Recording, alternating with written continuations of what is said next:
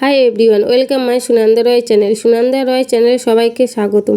তোমরা সবাই কেমন আছো? আশা করছি তোমরা ভালোই আছো। আমিও খুব ভালো আছি। আজকের ভিডিওটা একটা কম খরচে সুন্দর রেসিপি নিয়ে তোমাদের সঙ্গে শেয়ার করলাম। প্রথমে বাঁধাকপিটা একটু নুন মাখিয়ে রেখে দিয়েছিলাম 10 মিনিট। পরে বাঁধাকপিটার মধ্যে একটু সিদ্ধ করে নিয়েছিলাম। তারপর একে একে ডিম, কাঁচা লঙ্কা, পেঁয়াজ, পরিমাণ মতো নুন দিয়েছিলাম, একটু জিরে গুঁড়ো দিয়েছিলাম।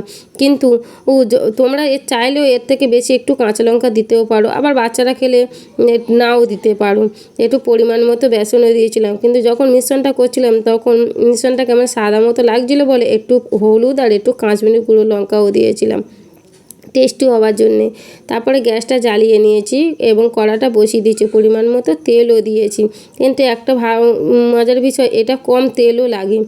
একটু যখন বড়াটা ভাজবে তখন একটু হাই ফ্লেমে রাখবে না, তখন লো ফ্লেমে রাখবে। কারণ হাই ফ্লেমে রাখলে বড়াটা প্রথমে তাড়াতাড়ি পকোড়াটা তাড়াতাড়ি লাল হয়ে যায়, ভিতরে একটু কাঁচা মতো হবে। লো ফ্লেমে রাখলে এটা হয় না। আমি তো প্রথমে হাই ফ্লেমে দিয়ে তারপর লো ফ্লেমে দিয়েছি, কিন্তু প্রথমবার তো করছি।